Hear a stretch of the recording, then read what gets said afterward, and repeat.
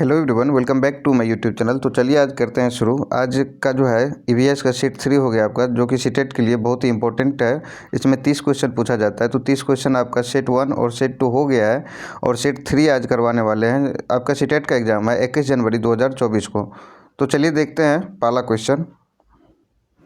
पहला क्वेश्चन है, जीवों के पारिस्थितिकी कारकों का योग पर्यावरण है, यह कथन किसका है? तो जीवों के पारिस्थितिकी कारकों का योग पर्यावरण है, यह स्टेटमेंट किसने दिया था, ये आपसे क्वेश्चन पूछा जा रहा है।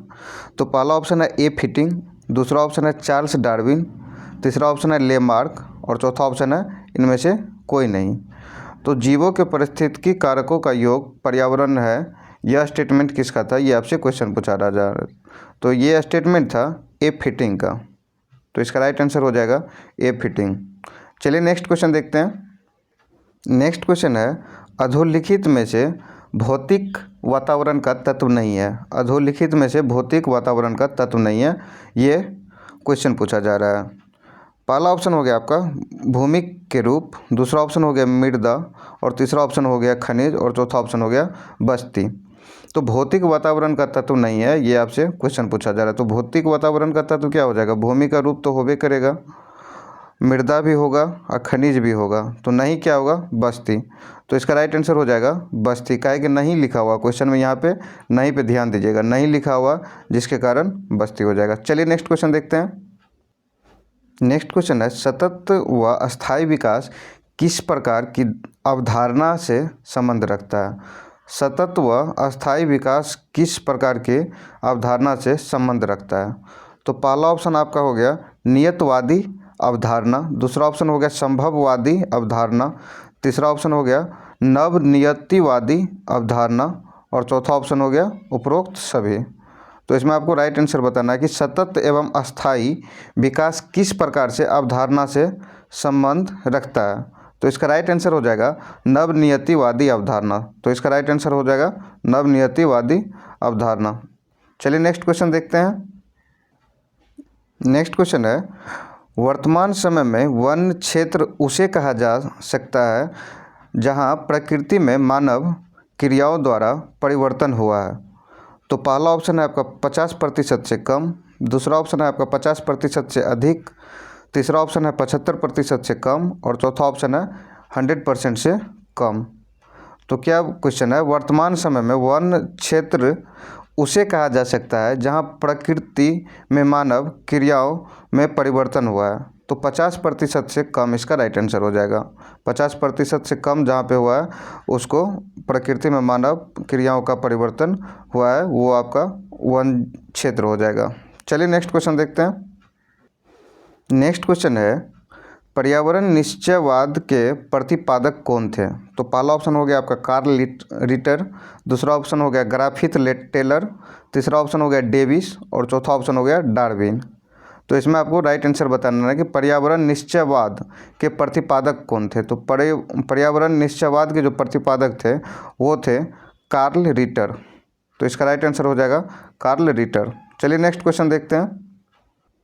नेक्स्ट क्वेश्चन है, संयुक्त राष्ट्र संघ ने वर्ष 2002 को किसका अंतर्राष्ट्रीय वर्ष घोषित किया है? तो क्या क्वेश्चन है, फिर से देखिएगा। संयुक्त राष्ट्र संघ यूएनओ ने वर्ष 2002 को किसका अंतर्राष्ट्रीय वर्ष घोषित किया है? तो पहला ऑप्शन क्या है आपका सतत विकास का, दूसरा ऑप्शन है स्वच्छता वर्ष, तीसरा ऑप्शन है वन संरक्षण वर्ष और चौथा ऑप्शन है मृदा संरक्षण वर्ष।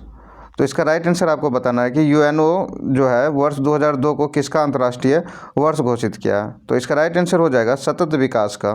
सतत विकास का इसका राइट आंसर हो जाएगा। चलिए नेक्स्ट क्वेश्चन देखते हैं। नेक्स्ट क्वेश्चन है, विश्व पर्यावरण दिवस कौन सी तारीख को मनाया जाता है? तो पहला ऑप्शन आपका 21 मार्च हो गया, दूसरा 23 दिसंबर और तीसरा हो गया आपका 5 जून और चौथा हो गया इनमें से कोई नहीं। तो विश्व पर्यावरण दिवस कब मनाया जाता है, ये आपको कमेंट करना है। तो विश्व पर्यावरण दिवस कब मनाया जाता है? विश्व पर्यावरण 5 जून को मनाया जाता है। तो इसका राइट आंसर हो जाएगा 5 जून। चलिए नेक्स्ट क्वेश्चन देखते हैं। नेक्स्ट क्वेश्चन है, निम्न में से किस एक का संबंध पर्यावरणीय सुरक्षा नहीं है? तो पर्यावरण का सुरक्षा करना नहीं है, तो नहीं देखिएगा ध्यान से, ये नहीं जो है ना क्वेश्चन गलत करवा देता है। पहला ऑप्शन है आपका धारणीय विकास, ये तो है उसके बाद गरीबी कम करना, उसके बाद है वातानुकूलन, और चौथा ऑप्शन है कागज़ के थैलों का प्रयोग। तो कागज़ के थैलों का प्रयोग, 4 ऑप्शन आपका दिया हुआ है, इसमें आपको सही आंसर कमेंट करना है कि निम्न में से किस एक का संबंध पर्यावरणीय सुरक्षा नहीं है, पर्यावरण का सुरक्षा करना नहीं है। तो इसमें हो जाएगा आपका गरीबी कम करना, राइट आंसर हो जाएगा इसका, कि पर्यावरण सुरक्षा को कम नहीं कर रहा है, गरीबी कम कर रहा है। तो धारणीय विकास तो है, ये है, नहीं होगा, मतलब पर्यावरण सुरक्षा नहीं कर रहा है। वातानुकूलन, जो एसी यूज करते हैं, एयर कंडीशनर, उसी को वातानुकूलन बोला जाता है। और कागज़ के थैलों का प्रयोग, तो इसका राइट आंसर हो जाएगा गरीबी कम करना। इसका पर्यावरण सुरक्षा से कोई रिलेशन नहीं है। चलिए नेक्स्ट क्वेश्चन देखते हैं।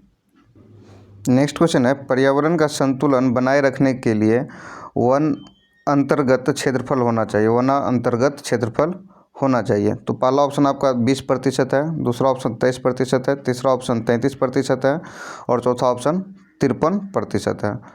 तो पर्यावरण को संतुलन बनाए रखने के लिए क्वेश्चन पूछ रहा है कि पर्यावरण को संतुलन बनाए रखने के लिए कितना प्रतिशत वन होना चाहिए। तो 33% वन होना चाहिए, आपका राइट आंसर हो जाएगा 33%। चलिए नेक्स्ट क्वेश्चन देखते हैं। नेक्स्ट क्वेश्चन है, पेड़ पौधे प्रदूषण को घटाते हैं क्योंकि वे अवशोषण करते हैं। तो पहला ऑप्शन है आपका सल्फर डाइऑक्साइड, दूसरा ऑप्शन है कार्बन डाइऑक्साइड, तीसरा ऑप्शन है कार्बन मोनोऑक्साइड, और चौथा ऑप्शन है इनमें से कोई नहीं। तो क्या क्वेश्चन है कि पेड़ पौधे प्रदूषण को घटाते हैं। तो पेड़ पौधे प्रदूषण को घटाते हैं क्योंकि वे अवशोषण करते हैं। तो अवशोषण क्या करेगा? कार्बन डाइऑक्साइड करेगा, CO2। क्या है कि उसका जो फोटोसिंथेसिस प्रकाश संश्लेषण का क्रिया होता है, तो उसमें क्या करता है, वातावरण से CO2 लेता है, और जो है जल से खनिज लवण लेता है, और सूर्य का प्रकाश लेके वो अपना फूड तैयार करता है। तो उस टाइम में क्या करता है, CO2 वातावरण से लेता है और ऑक्सीजन छोड़ता है, जिसके कारण पेड़ पौधा प्रदूषण को घटाते हैं। चलिए नेक्स्ट क्वेश्चन देखते हैं। नेक्स्ट क्वेश्चन है, किसी क्षेत्र में पेड़ों को उगने के लिए अपेक्षित न्यूनतम तापमान है, यानी कि इससे नीचे अगर टेम्परेचर जाएगा तो क्या होगा, पेड़ सूख जाएगा। तो ये आपका ऑप्शन दिया हुआ, पहला है 10 डिग्री सेल्सियस, दूसरा है 15 डिग्री सेल्सियस, तीसरा है 4 डिग्री सेल्सियस, और चौथा है 20 डिग्री सेल्सियस।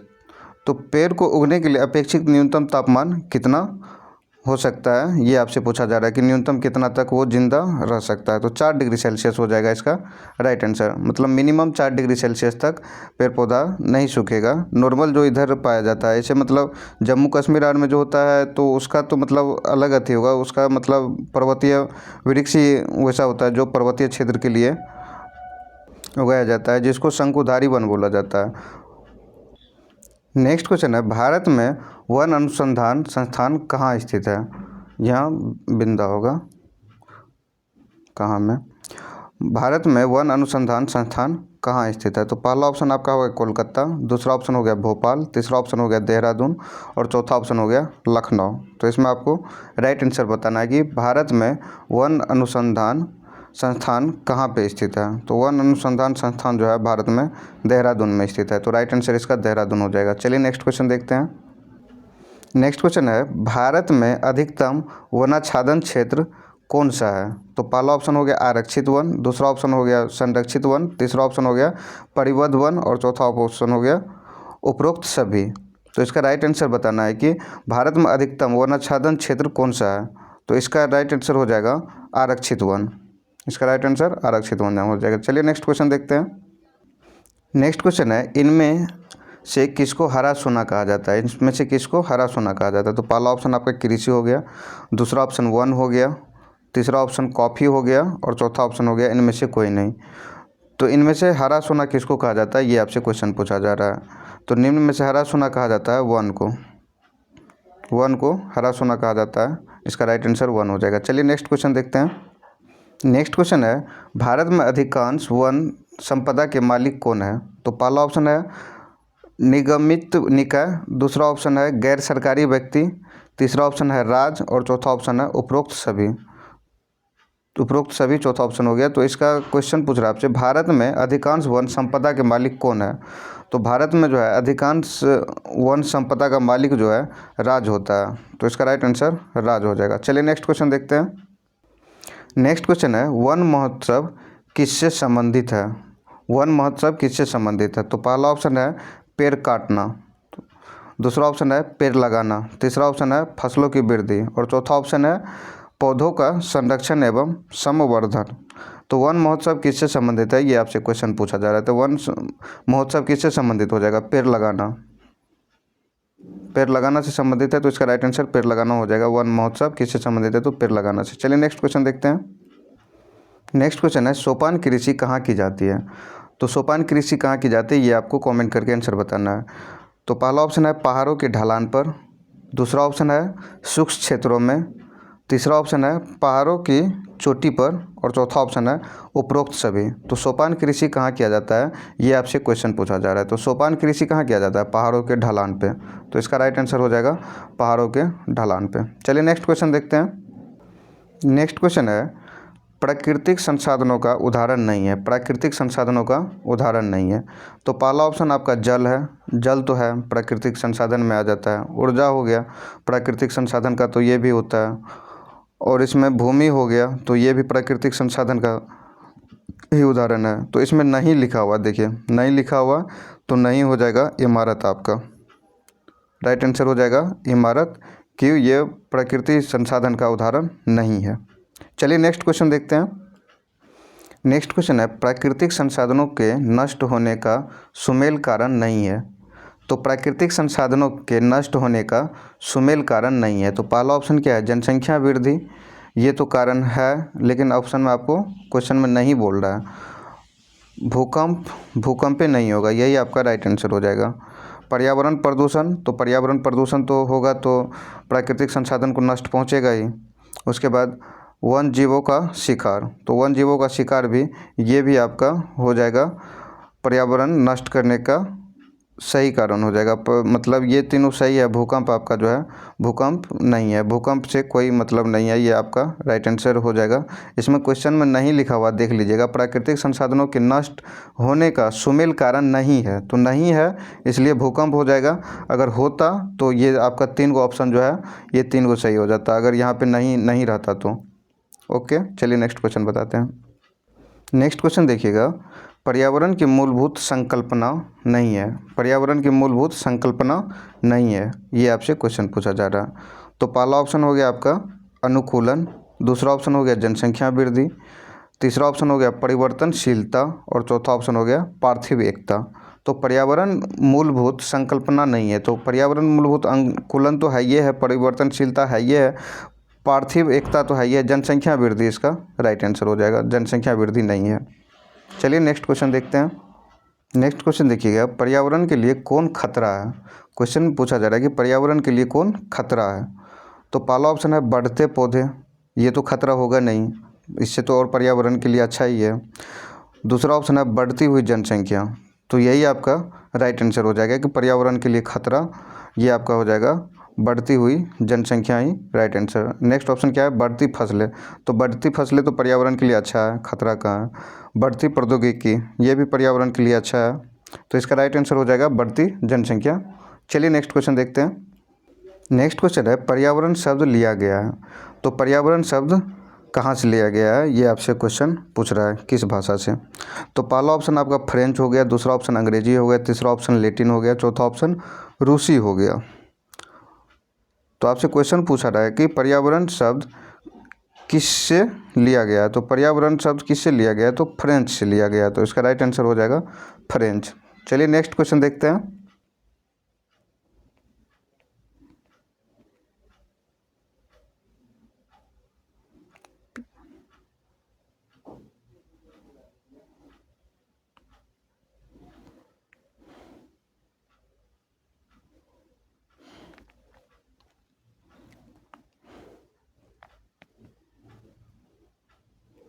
नेक्स्ट क्वेश्चन है पृथ्वी के ऊपरी परत जो मनुष्य जीवन की मदद करने में सक्षम है, डैश को कहा जाता है। तो पृथ्वी के ऊपरी परत को जो मनुष्य जीवन में मदद करने में सक्षम है, डैश कहा जाता है। तो पहला ऑप्शन है हाइड्रोस्फीयर, दूसरा ऑप्शन है स्थल मंडल, तीसरा ऑप्शन है जीव मंडल और चौथा ऑप्शन है ओजोन मंडल।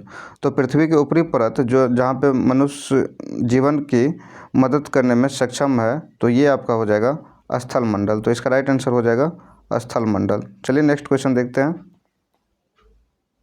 नेक्स्ट क्वेश्चन है, निम्नलिखित क्षेत्रों में पानी कहाँ पर गैस, तरल और ठोस के रूप में उपलब्ध है? तो पहला ऑप्शन है ओजोन स्फीयर, दूसरा ऑप्शन है स्थल मंडल, तीसरा ऑप्शन है जीव मंडल और चौथा ऑप्शन है हाइड्रोस्फीयर। तो निम्नलिखित में से किस क्षेत्रों में पानी कहाँ पर गैस, तरल और ठोस यानी कि पानी तीनों रूप में पाया जाता है? तो ये आपका राइट आंसर इसका हो जाएगा हाइड्रोस्फीयर। हाइड्रोस्फीयर में जो है आपको पानी गैस के रूप में भी, तरल के रूप में भी और ठोस के रूप में भी मिल जाएगा। चलिए नेक्स्ट क्वेश्चन देखते हैं। नेक्स्ट क्वेश्चन है, पृथ्वी की कुल सतह में लगभग डैश फीसदी क्षेत्र जलमंडल वाला है। तो पृथ्वी की कुल सतह में पूछ रहा है कि कितना प्रतिशत भाग पे आपका जल है?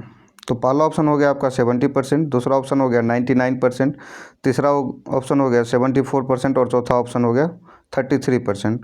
तो कितना प्रतिशत भाग में जल है? तो पानी कितना प्रतिशत भाग में है? तो 70% में आपका पानी हो जाएगा। तो इसका राइट आंसर हो जाएगा ऑप्शन ए 70%। चलिए नेक्स्ट क्वेश्चन देखते हैं। नेक्स्ट क्वेश्चन है, निम्नलिखित तत्वों में से कौन सा स्थल मंडल में सबसे बड़ा घटक है? तो स्थल मंडल पे सबसे ज़्यादा क्या पाया जाता है, ये आपसे क्वेश्चन पूछा रहा है। तो पहला ऑप्शन है ऑक्सीजन, दूसरा ऑप्शन है सिलिकॉन, तीसरा ऑप्शन है कार्बन डाइऑक्साइड और चौथा ऑप्शन है एल्युमिनियम। तो निम्नलिखित तत्वों में से कौन सा स्थल मंडल पे सबसे बड़ा घटक है? तो ये ऑप्शन के अकॉर्डिंग आपको चुनना है। तो ऑप्शन में सबसे ज़्यादा जो है ऑक्सीजन स्थल मंडल पे पाया जाता है। अगर ऑक्सीजन नहीं रहता तो ऑक्सीजन नहीं रहता तो नाइट्रोजन हो जाता, ठीक है। नाइट्रोजन भी सबसे ज़्यादा, उसके बाद ऑक्सीजन पाया जाता है। चलिए नेक्स्ट क्वेश्चन देखते हैं। नेक्स्ट क्वेश्चन देखिएगा, भारत का सबसे पुराना एनजीओ आधारित संरक्षण अनुसंधान है। तो पहला ऑप्शन है आपका विज्ञान एवं पर्यावरण CASI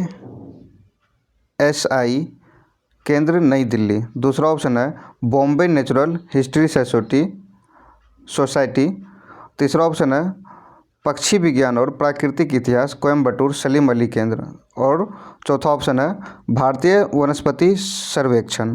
तो इसमें आपको राइट आंसर बताना है कि भारत का सबसे पुराना एनजीओ आधारित संरक्षण अनुसंधान कौन सा है। तो एनजीओ आधारित संरक्षण अनुसंधान जो है बॉम्बे नेचुरल हिस्ट्री सोसाइटी है, जो कि मुंबई में है। तो इसका राइट आंसर हो जाएगा ऑप्शन बी। चलिए नेक्स्ट क्वेश्चन देखते हैं। नेक्स्ट क्वेश्चन है, सलीम अली डैश के क्षेत्र से संबंधित है। तो सलीम अली किस क्षेत्र से संबंधित है? तो पहला ऑप्शन हो गया आपका पर्यावरण, दूसरा ऑप्शन हो गया चित्र, तीसरा ऑप्शन हो गया फिल्म उद्योग और चौथा ऑप्शन हो गया संगीतकार। तो सलीम अली किस क्षेत्र से संबंधित है, ये आपसे क्वेश्चन पूछा जा रहा है। तो सलीम अली जो है पर्यावरण से संबंधित है। तो इसका राइट आंसर हो जाएगा पर्यावरण। चलिए नेक्स्ट क्वेश्चन देखते हैं और ये लास्ट क्वेश्चन होगा। नेक्स्ट क्वेश्चन है, भारतीय वनस्पति सर्वेक्षण BSI का मुख्यालय कहाँ स्थित है? तो पहला ऑप्शन हो गया आपका मुंबई, दूसरा ऑप्शन हो गया पुणे, तीसरा ऑप्शन हो गया हैदराबाद और चौथा ऑप्शन हो गया कोलकाता। तो इसका राइट आंसर हो जाएगा कोलकाता। भारतीय वनस्पति सर्वेक्षण BCI का मुख्यालय जो है कोलकाता में है। तो ये जो है आप लोग अगर PDF चाहिए तो जो लिंक नीचे में दिया हुआ है इसको ज्वाइन कर लीजिएगा, ऑनलाइन स्टडी। ये टेलीग्राम पे ग्रुप बना हुआ है, ऑनलाइन स्टडी लिखिएगा या नहीं तो @विपुल आनंद लिखिएगा, @विपुल आनंद लिखिएगा, लास्ट में 1 दे दीजिएगा, या विपुल आनंद पे भी आ जाएगा। उस पर ओनली फॉर स्टूडेंट करके क्यूज ग्रुप बना हुआ है, तो वहाँ भी आप लोग ज्वाइन कर सकते हैं, वहाँ क्यूज दे सकते हैं। तो चलिए मिलते हैं नेक्स्ट वीडियो में, तब तक के लिए धन्यवाद।